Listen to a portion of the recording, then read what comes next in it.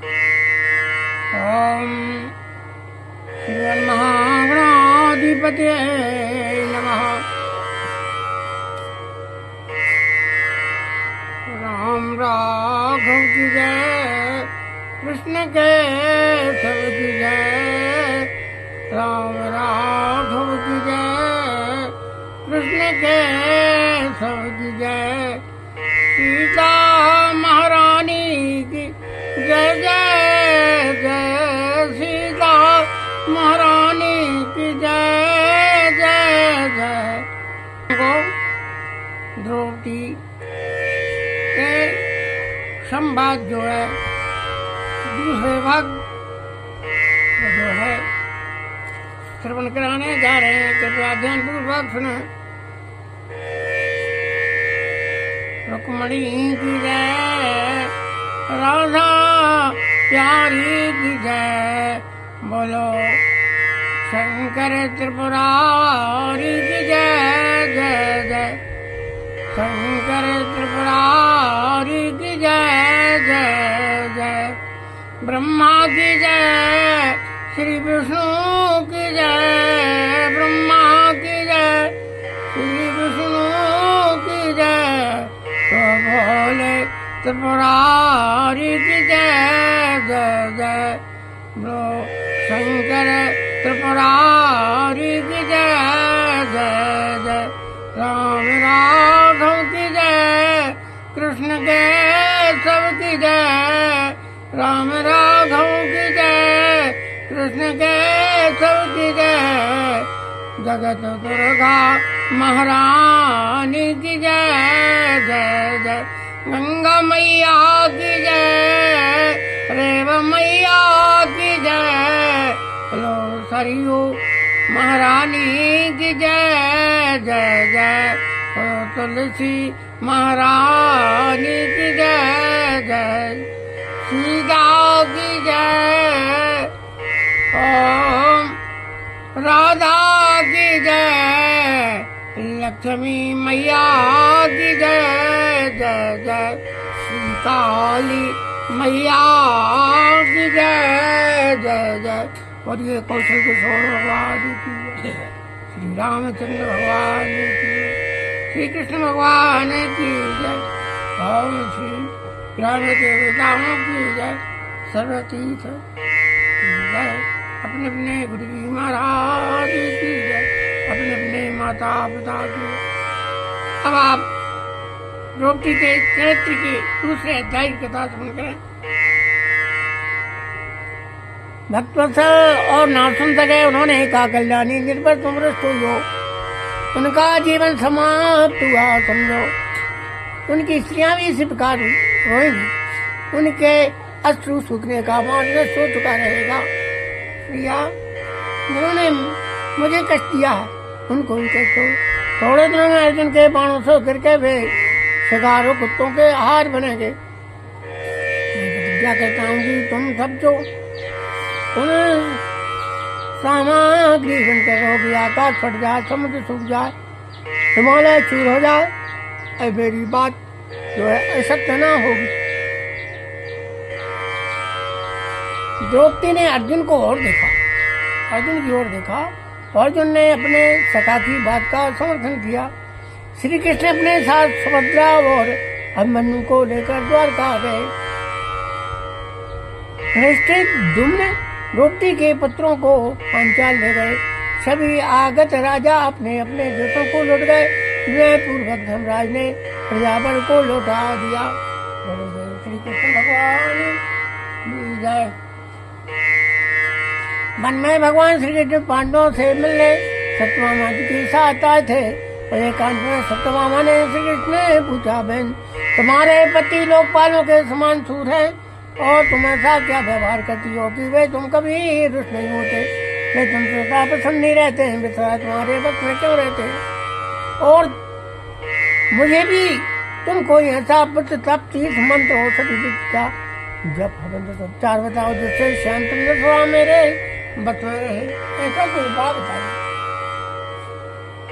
One में भगवान श्री कृष्ण पांडवों से मिलने सत्यभामा जी के साथ आए थे। और एकांत में सत्यभामा ने कृष्णा से पूछा, बहन तुम्हारे पति लोकपालों के समान सूर हैं, तो मैं ऐसा क्या व्यवहार करती होगी वे तुम पर कभी रुष्ट नहीं होते, वे तुमसे सदा प्रसन्न नहीं रहते हैं और वे सब तुम्हारे बस में ही क्यों रहते हैं।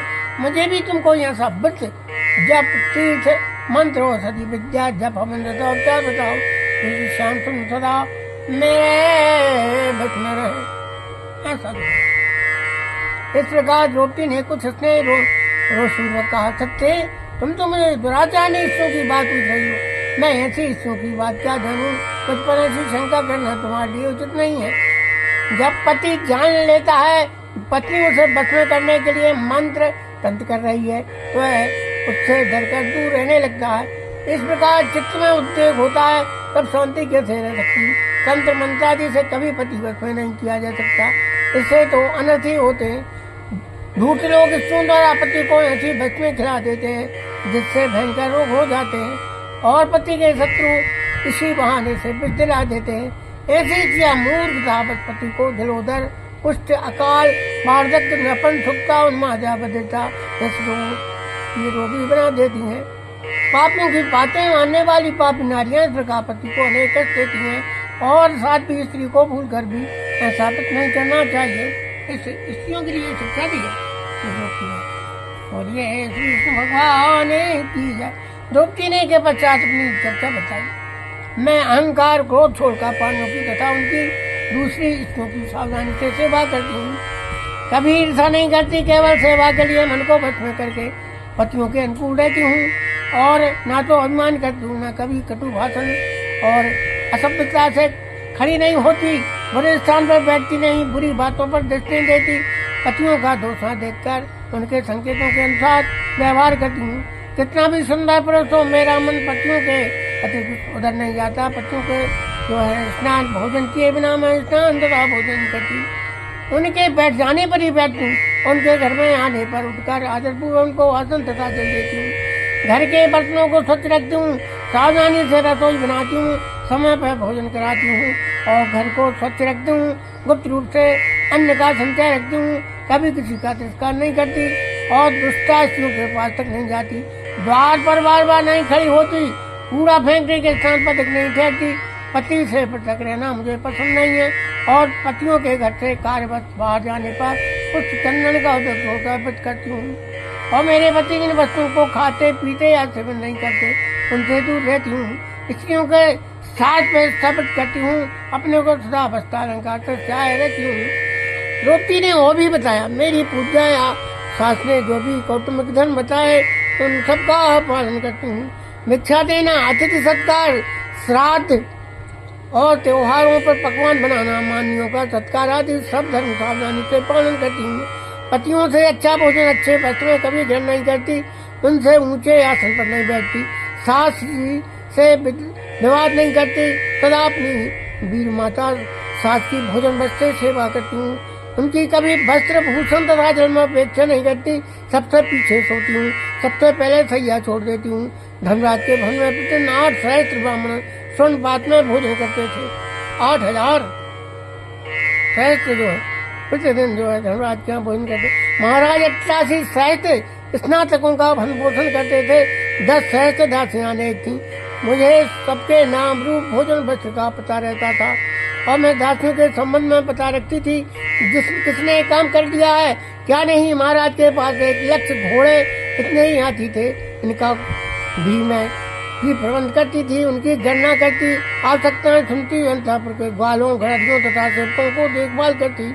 महारानी द्रौपदी के कार्य यही नहीं समाप्त हो जाते, वे और बताती हैं। महाराज के आय व्यय का हिसाब रखती थी, वो मेरे पति कुटुंब का सारा धन भार छोड़कर पूजा पाठ या आगतों का सत्कार करते थे, पूरे परिवार को देखभाल मैं ही करती थी और वरुण के समान महाराज के अटूट खजाने का पता भी मुझे ही रहता था।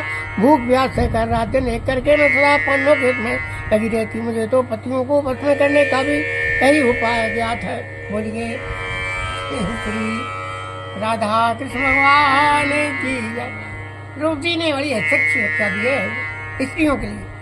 महारानी कृष्णा सच में गैर स्वामी थी, सत्यभामा ने उनसे क्षमा मांगी। विदा होते समय पांचाली ने उन्हें पति को बस करने का निर्दोष मार्ग बताते हुए कहा, तुम सहजता, प्रेम, परिचर्या, कार्य कुशलता तथा विभिन्न प्रकार के पुष्करण से श्री कृष्ण की सेवा करो। वही काम करो जिससे वे समझे कि तुम एकमात्र उन्हीं की प्रिय मानती हो। उनके आने की आय पाते ही आंगन में खड़ी होकर स्वागत को उद्यत रहो। आते ही आसन और पैर धोने को जल दो और दासी को कोई आज्ञा दे तो है काम तुम कर डालो। तुम कोई गुप्त रखने योग्य बात पति कहें तो उसे किसी से मत कहो और पति के मित्रों तथा हितैषियों को भोजन आदि से संतुष्ट करो। पति के शत्रु द्वेषी तटस्थ लोगों से दूर रहो और सपत्नियों के पत्रों के साथ भी एकांत में मत बैठो। सपत्नियों के पत्रों के साथ कुलीन दूसरे सती स्त्रियों के साथ करो और पूर्व झगड़ालू, पेटू, चोर, दुष्टा तथा चंचल स्वभाव की स्त्रियों से दूर रहो।